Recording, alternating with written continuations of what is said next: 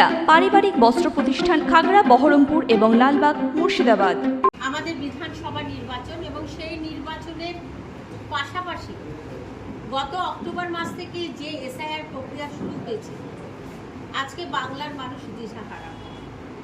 আমার 64 নম্বর মুর্শিদাবাদ বিধানসভায়, যে বিধানসভায় যখন প্রথম আমাদের ভোটার লিস্ট বেরোলো, তাতে আমরা দেখলাম অ্যাডজুডিকেশনের সংখ্যা হচ্ছে 21,150 এবং ডিলিটেডের সংখ্যা ছিল 4,180। এবং সেই সময় সারা মানুষের মধ্যে একটা বিভ্রান্তির সৃষ্টি হয়েছে। আমাদের তেঁতুলিয়া অঞ্চলে একজন মানুষ মারাও গেছেন এই আতঙ্কে, তার পরিবারে 10 জন মানুষের নাম ডিলিটেডে এসেছে বলে। আবার গতকাল থেকে আমরা নেক্সট যে ভোটার লিস্ট আসছিল সেটা আমরা দেখতে পাচ্ছি এবং তাতে দেখা যাচ্ছে যে 21,150 অ্যাডজুডিকেশন কেস ছিল, তার থেকে প্রায় 70% বাদ চলে গেছে। এখানে আমার পূর্ত কর্মাধ্যক্ষ রয়েছেন, যার সমস্ত কাগজ ঠিক আছে, আবু তালেব কন্যা। আমার দলনেতা প্রসাদপুর অঞ্চল এখানে উপস্থিত আছেন। আমার কাপাসডাঙ্গা অঞ্চলের মণি আছে, এখানে আমাদের মেম্বার আছে। এরকম বিভিন্ন মেম্বার, বিভিন্ন পঞ্চায়েত সমিতি, জেলা পরিষদের সদস্য, যাদের নাম সমস্ত পেপারস থাকার পর তাদেরকে আজকে যে নতুন লিস্ট বেরোলো, সেই লিস্টে দেখা যাচ্ছে তাদের নাম ডিলিটেড হয়ে গেছে। এইভাবে ধরে ধরে কেবলমাত্র আগামী দিন পশ্চিমবাংলায় বিধানসভায় বিজেপি মসনদে বসবে বলে তারা প্রতিটা বুথে ধরে ধরে আমাদের কর্মী, আমাদের যারা নেতৃত্ব আছে, যারা তৃণমূলের ভোটার আছে, তাদের নাম বসে বসে এখানে বাদ দিচ্ছে। এই যে ঘৃণ চক্রান্ত শুরু হয়েছে, যার ফলে আজকে 64 নম্বর মুর্শিদাবাদে 70% ভোট আজকে প্রায় বাদ হয়ে গেল, মানে ডিলিটেডের তালিকা চলে গেল। ট্রাইব্যুনালের যে ব্যাপার, এখনো নোটিফিকেশন জারি হয়নি। মানুষ বিভ্রান্ত হয়ে যাচ্ছে, মানুষ বলছে আমরা কোথায় অ্যাপ্লাই করব। কিন্তু আমার বক্তব্য এই জায়গায়, তাহলে কি ভারতবর্ষের গণতন্ত্র থেমে গেল? ভারতবর্ষে আজকে যেভাবে কেবলমাত্র সাধারণ মানুষকে রাজনীতির শিকার করা হচ্ছে, সাধারণ মানুষকে নিয়ে যেভাবে খেলা করে আজকে কেবলমাত্র বিজেপির বিধায়ক তৈরি করার জন্য যে খেলা তৈরি হচ্ছে, তার জন্য আমি সর্বস্তরের মানুষকে আমি সজাগ করছি। আমরা সর্বত্রভাবে আমাদের ডেস্ক খুলছি, হেল্প ডেস্ক খুলছি, ব্লকে থাকবে, প্রত্যেকটা অঞ্চলে থাকবে, পৌরসভায় থাকবে। আমাদের পিআরএস যারা আছে, আমাদের টিআরএস যারা আছে, আমাদের বিএলএ টুরা বাড়ি বাড়ি যাবে। আপনারা তাদের কাছে কাগজপত্র জমা নিন। আমরা চেষ্টা করব আমাদের পক্ষ থেকে যতটা পারবো সহযোগিতা করার। জানি না ফাইনাল কি হবে, কারণ সম্পূর্ণটা ইলেকশন কমিশনের হাতে। তারা কি পদ্ধতি গ্রহণ করছে এটা সম্পূর্ণভাবে আমাদের অজানা।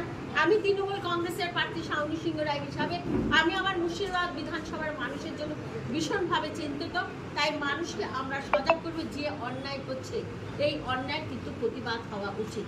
আপনারাও প্রতিবাদ করুন, আমরাও প্রতিবাদ করি একসঙ্গে ঐক্যবদ্ধভাবে। আজকে সাধারণ ভারতবর্ষের নাগরিক হবার পরও, এই ভারতের মাটিতে জন্মগ্রহণ করার পরও, এই ভারতের বিভিন্ন ভোটে অংশগ্রহণ করে ভোট দেওয়ার পরও আজকে আমাদেরকে, আমাদের বিভিন্ন লিডারশিপকে, আমাদের সাধারণ মানুষকে ভোটার লিস্ট থেকে বাদ দেওয়া হচ্ছে। এটা হচ্ছে গুরুতর অন্যায়। এই অন্যায়ের প্রতিবাদ জানাচ্ছি এবং মানুষকে সজাগ হওয়ার জন্য আমরা বার্তা দিচ্ছি। সঠিক পথটা এখনো পর্যন্ত ক্লিয়ার আমাদের ইলেকশন কমিশন বলছেন, যেটা শুনেছি যে ট্রাইব্যুনাল হবে, কিন্তু তার নোটিফিকেশন জারি হয়।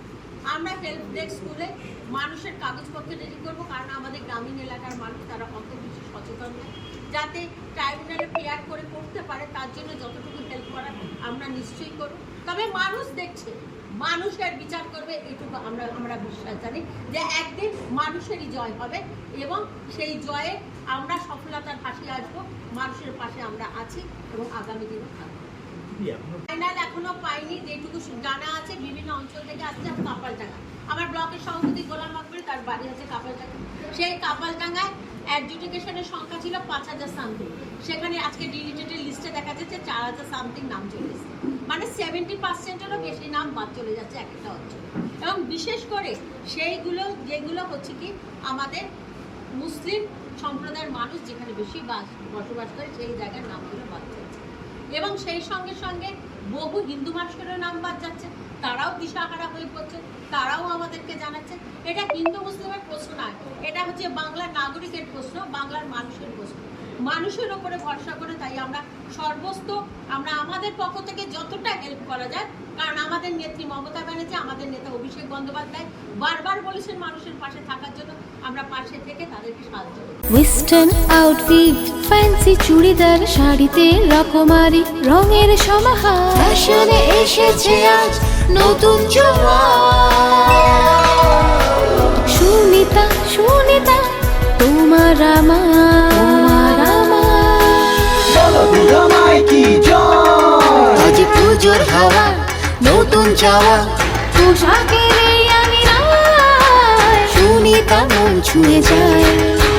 সুনিতা, সুনিতা, সুনিতা সবার। সুনিতা 309 নেতাজি রোড, খাগড়া, বহরমপুর, মুর্শিদাবাদ।